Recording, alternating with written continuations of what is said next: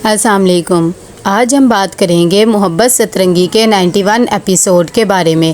तो वीडियो शुरू करने से पहले हमारे चैनल को सब्सक्राइब कर लीजिए अगर अभी तक आपने नहीं किया, ताकि हमारी हर न्यू वीडियो आप तक पहुंच सके। यहाँ पर जहारा आती है अम्मा बी के पास और आकर कहती है कि ये कुछ मेरे और शमीम के कपड़े हैं, ऐसे करें आप किसी गरीब को दे दें। अम्मा भी जब ये बात सुनती है तो कहती है कि ये तो बहुत ही अच्छी बात है, तुम ऐसे करो ओल्ड एज होम में दे दो, वहाँ तो बहुत से लोगों को इसकी ज़रूरत होती है। कि इतनी देर में वहाँ पर रास्ता आती है और आकर बोलने लग जाती है कि मैंने पुलाव रखा था किचन में कासिम के लिए, किसने खा लिया है। जिसे ज़रूरत होती है वो खुद नहीं कुछ बना के रख सकते, इस घर में तो कुछ भी रख दो कोई ना कोई खा ही जाता है, ये भी नहीं देखते कि किसी के लिए रखा है या नहीं रखा। हद हो गई है।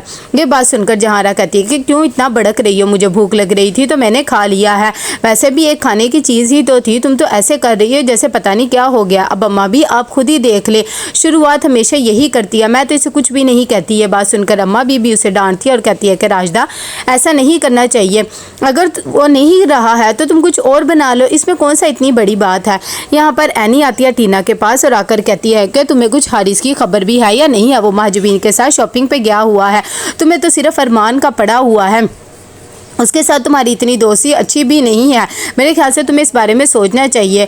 ये बात सुनकर माजबीन कहती है तुम्हें लगता है कि अब फ़र्क पड़ता है हारिस को भी मेरे और अरमान के रिलेशनशिप से, तो कहती है कि ज़ाहिरी बात है पड़ता ही होगा। ये बात सुनकर बहुत ज़्यादा खुश हो जाती है टीना कि इतनी देर में वहाँ पर उसे फिर से अरमान की कॉल आ जाती है। जैसे ही वो कॉल सुनती है तो वो उससे कहती है कि मैंने तुम्हारे साथ लंच पे जाना है। जहारा यहाँ पर बहुत ज़्यादा परेशान होती है और दुआ कर रही होती है कि बस मेरे बच्चे हमेशा खुश रहें। कि इतनी देर में वहाँ पर शमीम भी आ जाता है और कहता है खैर तो है, और तुम बहुत सी दुआएं कर रही हो, सब ठीक तो है ना, कोई परेशानी है तो मुझे बताओ क्या हो गया है। जहारा कहती कि कुछ भी नहीं, बस क्या करूँ, पहले मेरी बेटियों की टेंशन थी, अब बहन की टेंशन है, इतनी बड़ी उसे खुशखबरी मिली है, लेकिन फिर भी देख लो अजीम उसके साथ नहीं, ऊपर से रास्ता तो हमें बातें सुना के ही मार देगी। ये बात सुनकर शमीम कहता है कि मैं अभी जाकर उनसे पूछता हूँ, लेकिन जहारा मना कर देती है और कहती है कि अम्मा भी ने कहा है कि वो खुद ही बात कर लेंगे, तो वो खामोश हो जाता है। दूसरी तरफ कासिम यहाँ पर बस स्टॉप पर बैठा हुआ बस का वेट कर रहा होता है, क्योंकि उसे जॉब के लिए देर हो रही होती है और अपने आप को बहुत बेबस भी महसूस कर रहा होता है। राह जब ड्यूटी पे जाने लगती है तो वो देखती है उल्फत का मुंह बना हुआ है। वो कहती है कि खैर तो है, तुम इतनी परेशान क्यों, अगर कोई बात है तो मुझे बताओ, मैं किस लिए हूँ और इतनी परेशान ना रहा करो। ये बात सुनकर उल्फत कहती है कि वैसे भी बाजी तुम्हें कौन सा मेरी फ़िक्र है, मैं तो अभी 2 दिन पहले राजदा बाजी के घर गई थी, उन्होंने भी मेरी इतनी इंसल्ट कर दी है। जब ये बात राहत को पता लगती तो कहती है कि तुमने पहले क्यों नहीं बताई, अब देखना मैं इनसे कैसा बदला लेकर रहूँगी। उल्फत कहती है कि हाँ भाई ले लेना, मुझे ना कुछ भी कहो।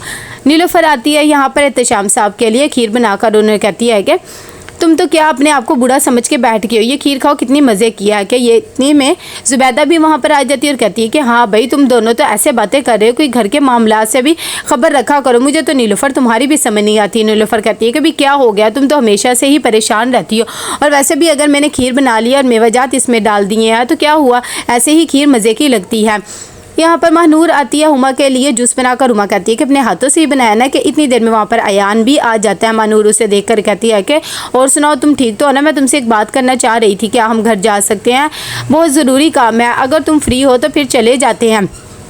वैसे भी जहारा गुड न्यूज़ दे रही है तो मेरे ख्याल से हमें वहाँ पर जाकर उसे मुबारकबाद भी देनी चाहिए। और कासिम भी परेशान है। जब ये बातें अयान सुनता है तो कहता है कि हाँ ठीक है, ऐसे करता हूँ, मैं फ्रेश हो जाता हूँ, बस तुम मुझे 1 कप चाय बना दो फिर हम जाते हैं। मानूर कहती है कि ठीक है। इतनी देर में हुमा उसे मना कर देती है। यहाँ पर जुबैदा आती है और एहतशाम साहब को बताती है कि घर के मामला अब बहुत ज़्यादा बिगड़ते जा रहे हैं, मेरे ख्याल से अब आपको बात करनी चाहिए, सबके मुँह बहुत ज़्यादा हो गया। एहतशाम साहब कहते हैं कि अच्छा ठीक है, तुम परेशान ना हो, मैं दोनों बेटों से खुद ही बात कर लूँगा। यहाँ पर महानूर जैसे ही चाय बनाकर आती है तो उसका मूड भी कुछ ऑफ होता है। यान कहता है कि क्या बात है, तुम तैयार नहीं हुई हो, जाना नहीं है, और वैसे भी क्यों इतनी परेशान लग रही हो। महानूर कहती है कि नहीं बस मेरा मूड नहीं है जाने का, इसीलिए बस मैं तैयार नहीं हुई। तो ऐसा करते हैं नहीं जाते हैं, तुम चाय पियो। ये बात सुनकर अयान को बहुत ज़्यादा गुस्सा आता है और वो कहता है कि क्या मतलब है नहीं जाना, तुम्हारी वजह से मैंने अपनी इतनी ज़रूरी इंपॉर्टेंट मीटिंग कैंसिल किया और तुम ऐसे कर रही हो, आज के बाद मैंने तुम्हारी बात ही नहीं सुननी है। महानूर कहती है कि हाँ ठीक है ना सुनना, और वो वहाँ से गुस्से से चला जाता है। एहतशाम साहब यहाँ पर अपने बच्चों को बुलाकर बिठाते हैं और उन्हें कहते हैं कि ये घर में क्या सब कुछ चल रहा है, तुम्हारी बीवियाँ कुछ ज़्यादा ही मर्जियाँ करने लगी हैं। साबिर जब ये बात सुनता है तो कहते हैं क्या हो गया, मुझे भी तो कुछ बताओ। तभी एहतशाम साहब कहते हैं कि मैं ये सब कुछ बिल्कुल भी बर्दाश्त नहीं करूँगा कि मेरे बच्चे इस तरह से लड़े, और अपनी बीवियों को भी तुम समझा के रहो। अम्मा भी इतनी देर में बोल उठती है और कहती है कि भाई वैसे भी जब बात बहुत कम थी तो मैंने नहीं बात की, लेकिन अब बात बहुत ज़्यादा बढ़ गई, इसलिए तुम्हारे अब्बा को बतानी पड़ी। कि इतनी देर में शमीम भी बोल उठता है और कहता है कि माफ़ करना, वैसे सारी गलती राशिदा भाभी भाभी की ही है, इन्हें ही मसले मसाइल होते हैं।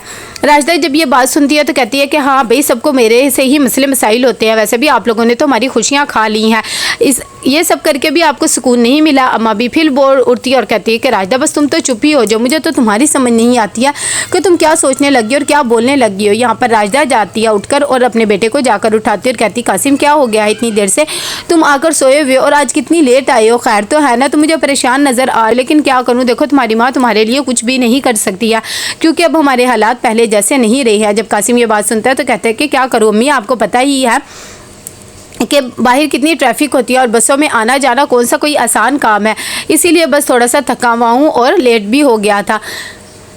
टीना जब जाती है मिलने के लिए अरमान से तो वो कहती है कि क्या बात है, तुम इतने ज़्यादा सीरियस क्यों नज़र आ रहे हो, कोई बात है। अरमान कहता है कि हाँ बस तुमसे मिला नहीं था इसीलिए परेशान सा हो गया था, मुझे अब तुम्हारी आदत सी हो गई है। और साथ ही वो उसे कहता है कि मैं तुम्हारे बगैर अब रह नहीं सकता, इसीलिए मैं सोच रहा हूँ कि मैं तुमसे ही शादी कर लूँ, क्योंकि तुम्हारे बगैर मेरा गुजारा नहीं है। ये बात जब टीना सुनती तो वो हंसने लग जाती है और कहती है कि अच्छा ठीक है, इस बारे में मैं सोचूंगी। जहाँ आती है अम्मा बी के लिए जूस लेकर और कहती है कि मुझे आपसे एक ज़रूरी बात भी करनी थी, बहुत ज़्यादा हुसैनारा परेशान रहने लगी है, मुझे समझ नहीं आ रहा कि मैं क्या करूं, आप अजीम से बात करके तो देखे। जब अम्मा भी ये बात सुनती है तो कहती है कि भाई उसे तुम घर के छोटे मोटे कामों में लगा कर रखो, ऐसे उसका दिल भी लगा रहेगा और उसे कोई टेंशन भी नहीं होगी।